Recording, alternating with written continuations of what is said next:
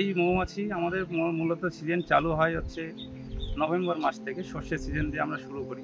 সর্ষের সিজনে আমরা প্রতি সপ্তাহে, যদি ওয়েদার ভালো থাকে, প্রতি সপ্তাহে কালেকশন হয়।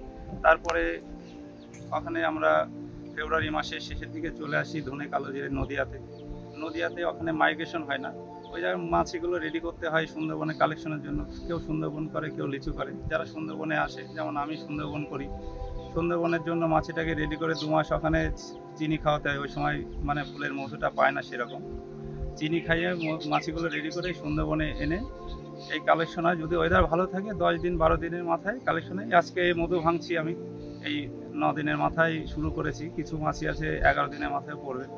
এই আজকে প্রথম শুরু করলাম 9 দিনের মাথায়।